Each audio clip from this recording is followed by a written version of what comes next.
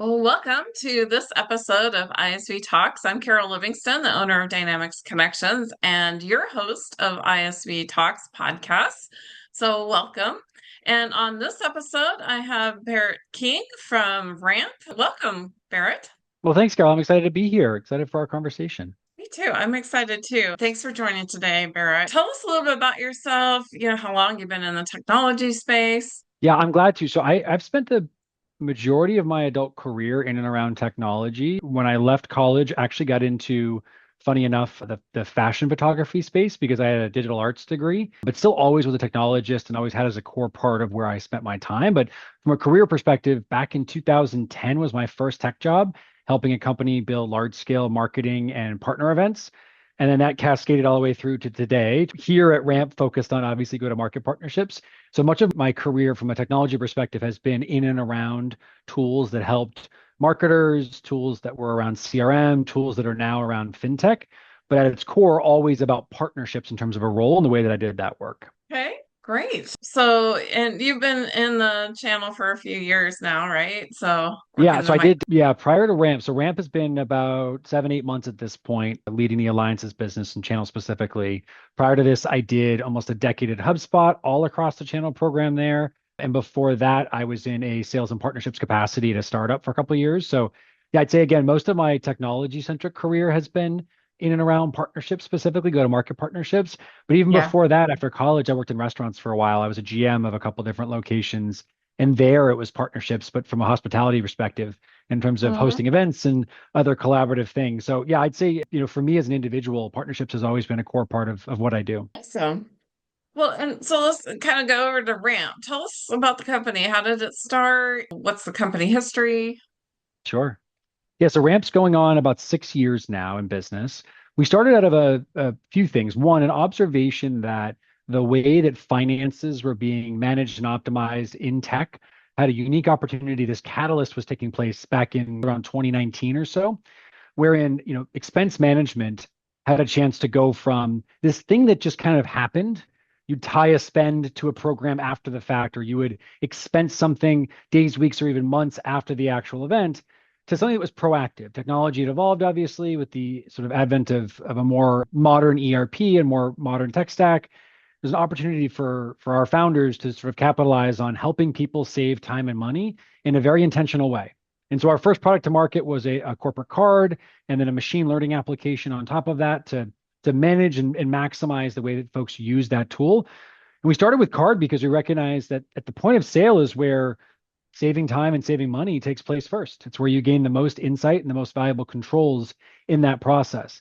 Since we've certainly evolved in the last 6 years, we've got an AP and procurement platform, we've got a travel platform and treasury. And so we've gone from just a spend management solution to really an all-in-one, back-end tech stack that enables the finance teams of companies to capitalize on, again, both time and monetary savings across anything their money does. And the way that they spend it in the front end and how they deploy their capital, help their team members be more efficient, and obviously help their business save on that cash. But also in the back end, how they actually optimize that capital in terms of the way it's managed through our treasury platform and other tools to help increase the profitability of the cash overall. So Ramp is sitting firmly in between, most ERPs, HRIS platforms, and even some ISVs, and the way their customers, manage their spend overall. Yeah, I like that. It's a seamless, right? And helps onboard new employees and all of those kind of people that will be using those solutions and services. Can you just tell me what are the unique products? I know you mentioned them, but like what are they individually and how do they all relate to each other and the unique features? Sure. Yeah. So we have our corporate card, which has obviously the sort of heart of the platform there. So Okay. a credit card like in your wallet, I would show you mine, but it has my credit card number on it. So a card that you can then use at any point Yeah. of sale. It's a Visa-backed credit card, so it's just like any other card in your wallet. That was our first product to market. And then we have an accounts payable, like a bill pay solution. We have a Yeah. procurement tool, sort of manage the way you spend your money. We have a corporate travel solution. So if you think about anytime you need to book airplane or a train or hotel, then we have a treasury platform where you store your money and how your money is optimized to make you more money. And the way that this all ties together is that Ramp is an all-in-one solution. So they're not individual tools you have to have separate, but it is one unified platform. And why that matters is if you think about being the CFO of a company or an individual frontline employee, at any point throughout the career, if you will, throughout the story arc of the way your cash or money is moved around, we want to be able to intersect that, right? Intercede and manage that spend really effectively. So the simplest example that I can give is, you are the admin of the platform, for example's sake, and you come in and you've got an employee that's going to travel to Boston. I live south of Boston. So say they're coming to Boston and they would go into the platform and they would book their travel there. That travel could be attached to a spend program that you've allocated for this trip. Now you've got really clear controls and ability to manage where they are going, right? And so they're not buying a flight to Arizona, they're going to Boston. We want to make sure that happens first. And then en route to that trip, they go and they actually use their card to buy a sandwich in the airport. That cost, that spend should be controlled. And so that automatically is tied back to that same spend, that program that you've developed in terms of how much money somebody can use for this trip happens automatically. There's no need for human being to intercede there. But also we want to make sure that maybe Barrett, we can pick on myself in this example, is going to take some clients out to dinner that night. They're going to go and have a nice meal. Well, on the way to the airport, maybe Barrett needs to stop off and buy a bouquet of flowers or box of chocolates or a nice bottle of wine or whatever it is for that event. And you can control that too. You can ensure that that employee can or cannot spend money on certain things. Meaning, do we allow them to buy alcohol? Do we not? Do we allow them to buy gas? Do we not? But even down to the vendor level. And so while Barrett's traveling and he's going to Boston for this event and he lands and he goes to pull up his rideshare app, what if you have an agreement with Uber? You want to make sure that your employees are always using Uber because you've got a really good rate, a special deal there. Well, if they were using their own card and their own tools, they could just go and use, Lyft or a regular taxi or whatever it might be.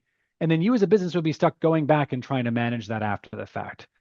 But in our Mhm. case, now we can impact at the point of sale. We can ensure they are actively using Uber by either declining Lyft and or integrating that spend directly into the Uber app and allowing them to do so, from that Mhm. interface. Do you think Wow. about our ability in terms of a finance platform to touch and Yeah. impact the entire spend Right. of an individual or a business? I That's thought, yep, that's the exactly. key, right? Exactly that. Exactly. Right in the moment Yeah. before it's spent. Exactly. So where do people usually start their journey? Is it with the corporate card or expense management or Yeah, it's a fair question. I think a majority of customers we see come in with typically some sort of a need around management or control, expense management in general. We do see some folks come in that say, I've got a specifically, a bill pay need and or some sort of a procurement need in terms of how they manage a vendor spend. But a majority do come to us looking to explore moving off of, say, an Amex or some of sort of a local bank and wanting right? to shift into a tool that allows more control and more spend. And, Ramp's card is at your front door in 48 hours. So they don't really disrupt any of their process. We transfer all their existing spend right to it and they continue on with their day, but Yeah. they gain a lot of insight. It's usually the first point that we see. Yeah. Yeah, it's nice because it's all one platform. I know a lot of businesses in the mid-market have several different tools. Maybe they have a bill pay and an expense management and a corporate card, and they not don't necessarily tie together, right? Yeah, I mean, that's a very common scenario. We do see there's this really nice slide we have that we share with, prospects and with partners that shows the way that we consolidate a lot of the tools in the market. It's not, an intentional pitch. It's the reality of the fact that Ramp is an all-in-one solution. And because of that, replace a lot of what you're already doing. To be clear, we layer into your existing ERP. So your NetSuite and your Sage and your Microsoft and all of your different platforms. We layer into your HRIS platform. If you've got other tools there, your Workday, your ADP, et cetera. And so we're non-disruptive. We just add in this extra power, this horsepower to what you're already doing. Yeah, and are there any particular industries you work with or specialize in? One of the fun things that I get to say when working here, we can help anybody anywhere that has a business that spends money. That's how broad our ICP is. We certainly narrow that down and say we see really fast value in the traditional SaaS industries because there's a lot of overlap there in terms of technology adoption and early adoption. Where we see a lot of impact, I find personally, and I wouldn't speak for Ramp in this sense, but I've seen it in just my partner calls, is that when we work in industries where they're perhaps a little bit laggard in their technology use, or to your point earlier, Carol, they've got a lot of different stuff going on, a lot of different tools or process. So industries like, your manufacturing or your technology, your construction, your pro services, industries where they deliver a ton of value to their own customer, but maybe they don't always turn that kind of lens back on themselves to innovate their own tool use and their own processes. And we do really see a lot of lift there. And I know I've had several partners I've talked to that already have customers that use Ramp or they themselves use Ramp. So you're getting out there in all these different areas, right? So, We um, are, yeah. We definitely are. I like to joke and say, like, if you have not seen an ad from us within the last week, we're not doing right. our job. We are everywhere intentionally, educating our Yeah. customers. Yeah. I feel like you're the car that I just bought or I'm thinking of buying, and now I see it everywhere. It's the way Every stoplight. Yeah, exactly. That is us. I The cool red car. We are in front of right. you at I every see it stoplight. everywhere. Yeah. I kind Yeah, of feel that way about ramps. I've seen your ads. So everywhere. tell me a little bit about a customer maybe that's been successful with your product and solutions and why. Sure, sure. Yeah, there's a construction company in the Midwest that we are working with. This is about a year ago now, right? And it's an up and coming case study. I thought about giving you a live case study, but I frankly this one's exciting to me, so I'm using this example where they had an average of 2.5 to 3.5 weeks of time spent by their bookkeeping and their finance team to rectify the books after the end of the month. They run their Mm, quarter, the end of that next month. It was about another month almost of time to go and close everything out and consume all of the receipts and the expenditures, and it's a lot of work, right? And so you can imagine the hours and the costs associated with that type of dynamic. So we took what we are on paper saying is 3 weeks worth of effort down to less than 24 hours, less than wow. 24 hours. Now, to be clear, that only works because they set up the platform well and worked with one of our partners to implement the solution to its full capabilities.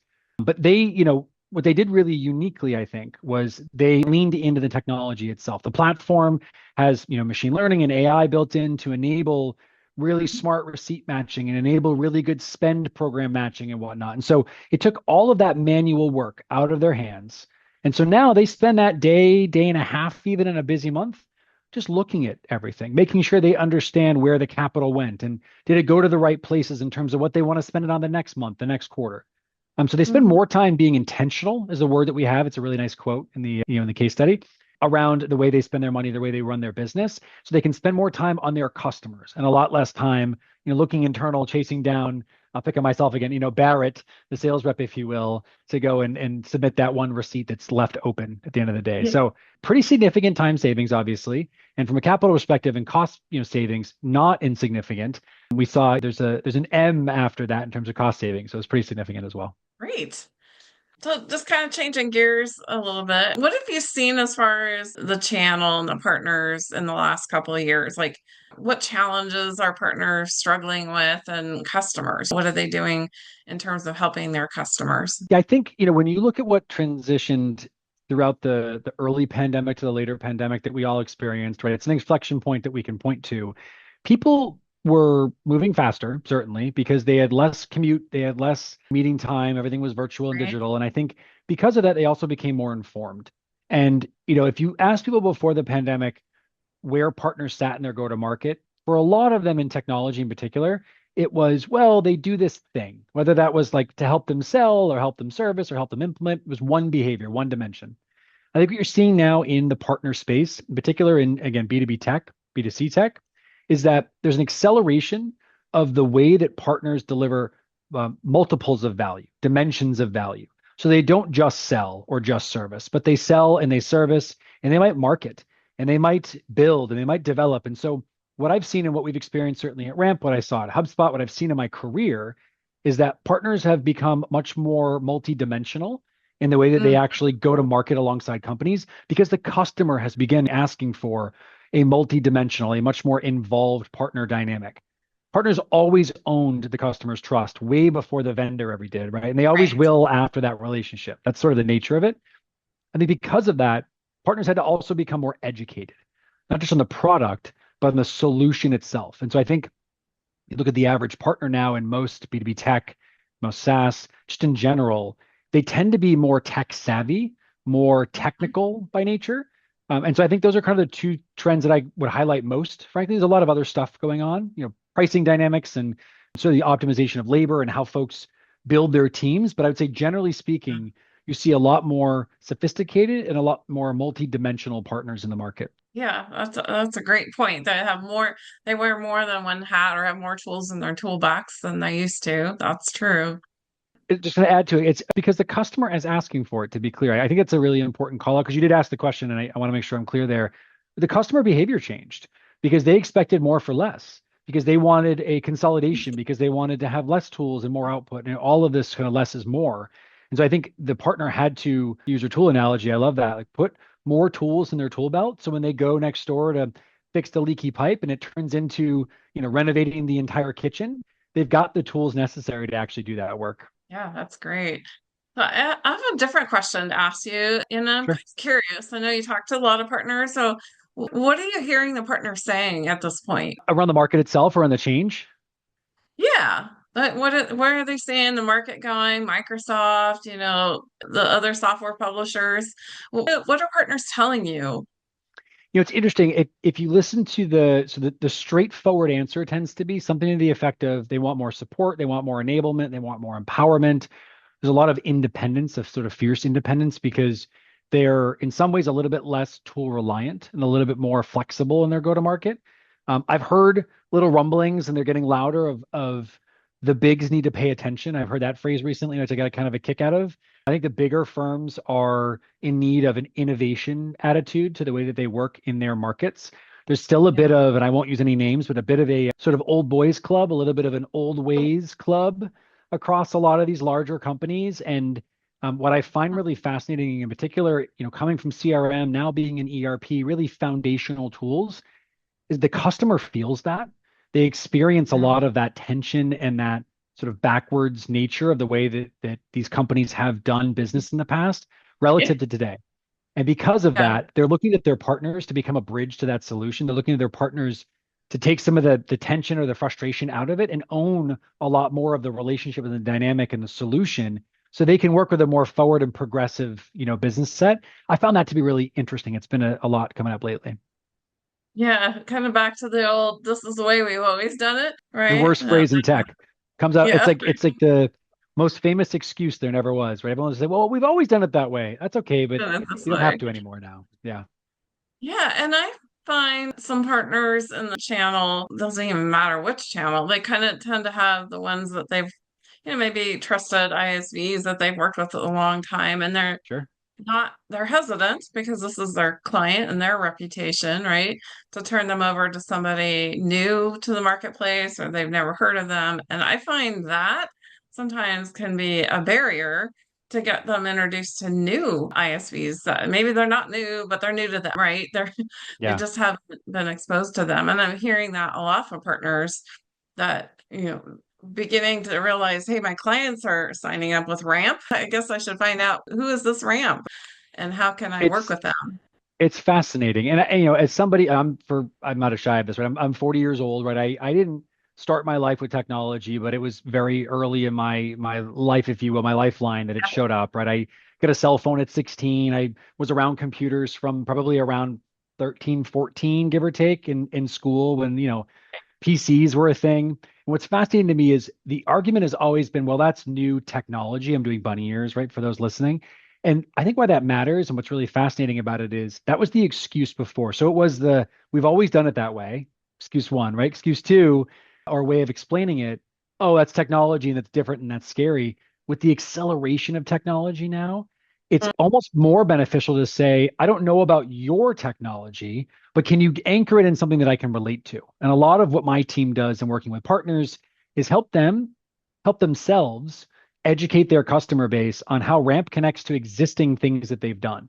We're not developing Right. something wholly new. It's not that we've, Yeah. created the first airplane and we have to explain flight.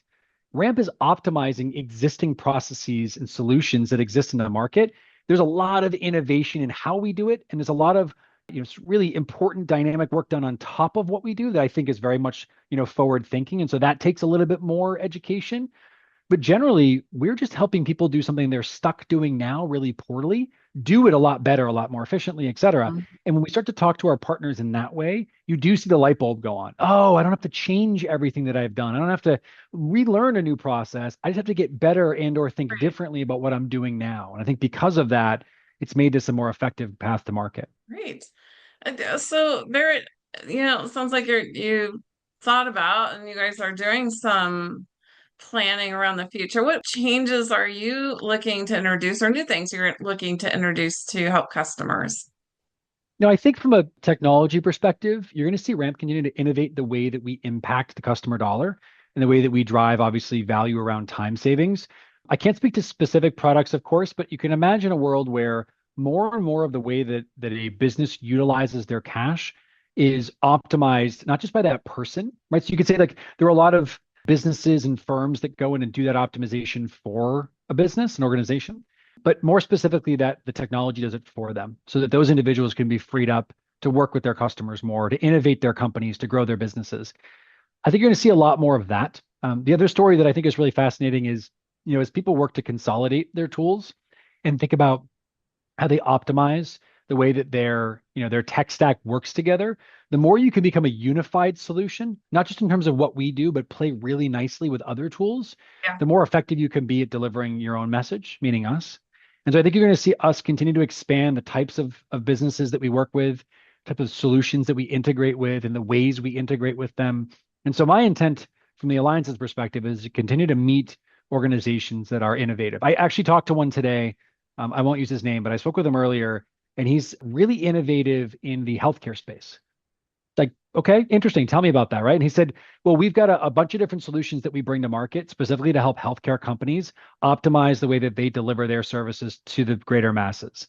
We're not talking about like hospitals here. We're talking about like innovative technology and services companies that are delivering really unique value to people that need it.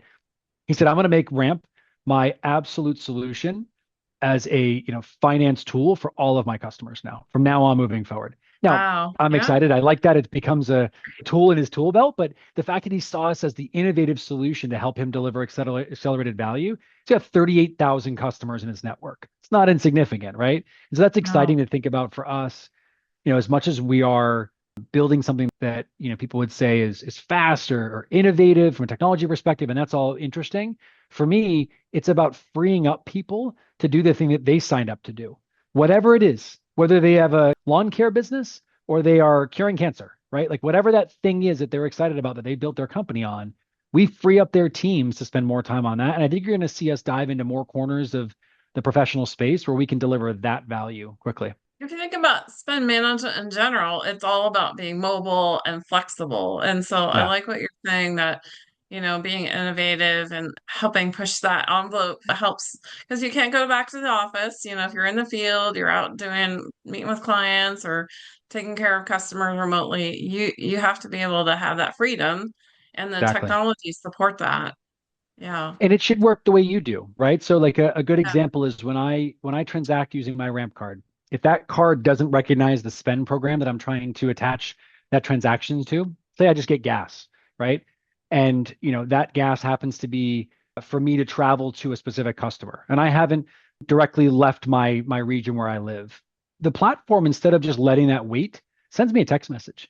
It says, hey, we think because we saw your calendar, mine's connected, right, by choice, we think this is for you to go visit this customer, X customer, right? Is that correct? Press Y. Yes, right? If it's wrong, tell me what it could be and I'll make sure I update it for you. Fascinating. So now the platform can recognize natural language. I can say yes, and it does tie it to that spend. Or no, actually, that was a mistake. Can you correct it and move it over to here? And it'll go, yep, all set, and takes care of it for me. And what I find fascinating about that is that it moves in the way that I need to move. It works the way I need to work. And I think technology needs to be that way more and more as the sort of general society accelerates the way that we use tools in our everyday lives.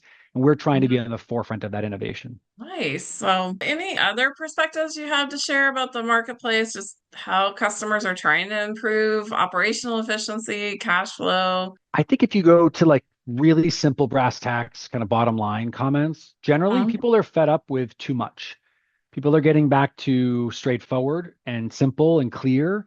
I think communication matters, certainly more than ever. People don't want to be sold to. They want to know why they should invest in your tool or your service. I think and don't quote me on this, please, my math might be wrong, but the last I heard the fact, it was something to the effect of like the average B2B SaaS company has 70 unique tools in their business.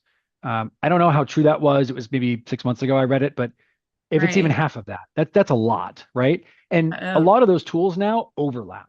And so I think the core thing for me as a consumer and a technologist myself is I want less. I want more efficiency. I want more interconnectivity. And I want my technology and my tools to operate the way I do in this world, to not disrupt and force me to bend to them, but to work in the way that I like to. And the best way to give an example, I ride mountain bikes. I also like to hike, I ski, I run. There's an application called Strava, Strava. It's great.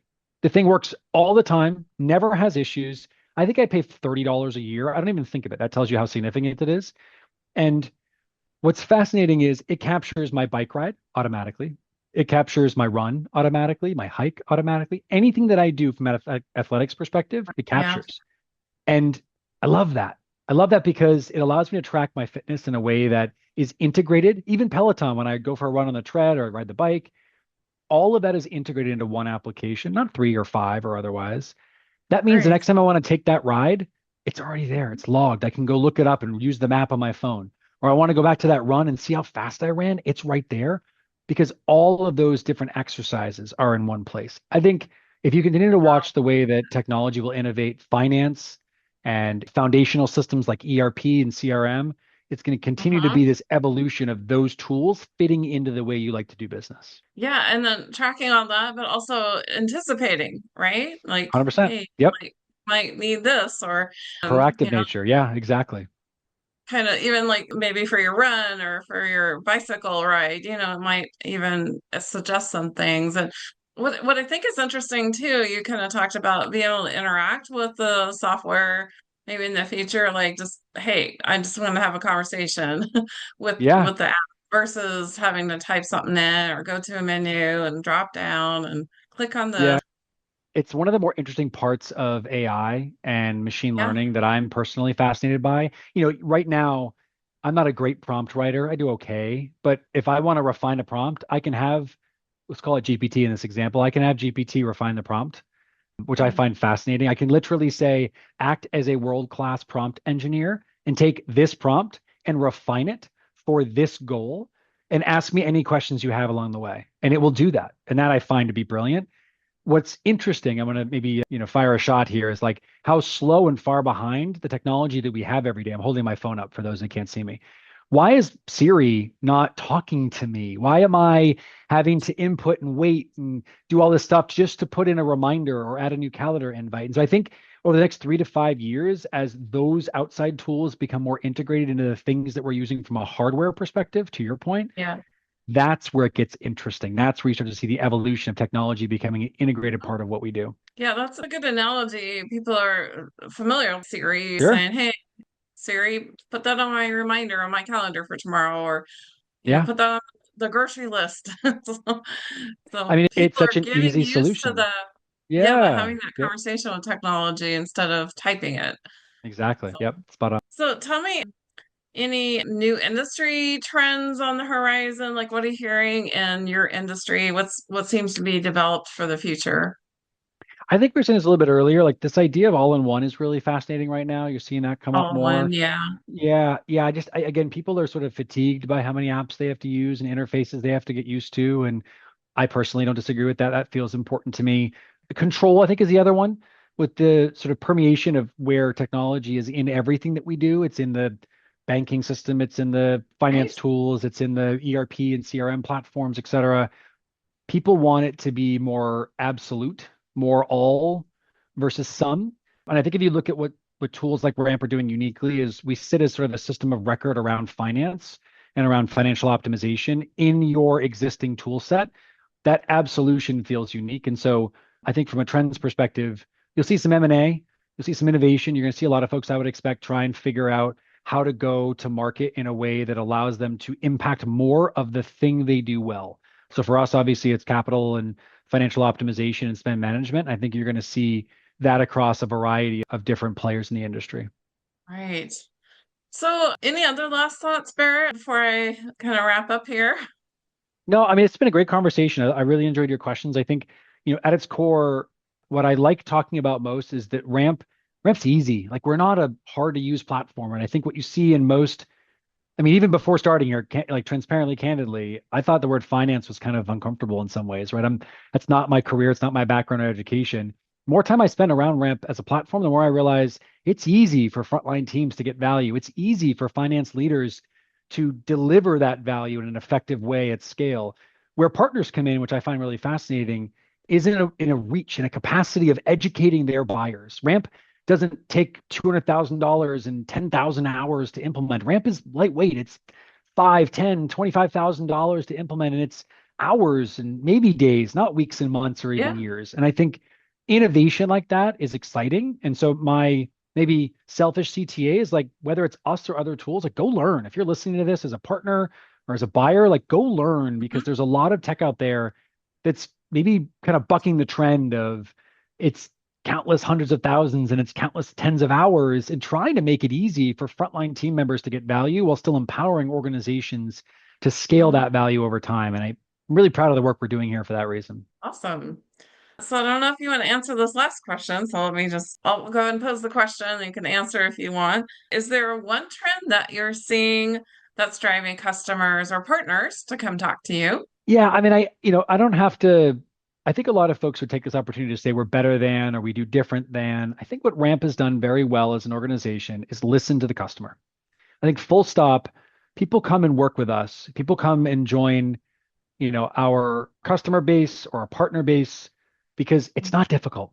It's what they're looking for. And I think what's fascinating to me is that when you look at great companies that have managed to tap into the lifeblood of that customer, and they can Mhm. take that and they can harness it and deliver that value back, right? The questions that are being asked, they can answer, then they kind of win in general because they grow a really healthy business and those customers get what they're looking for.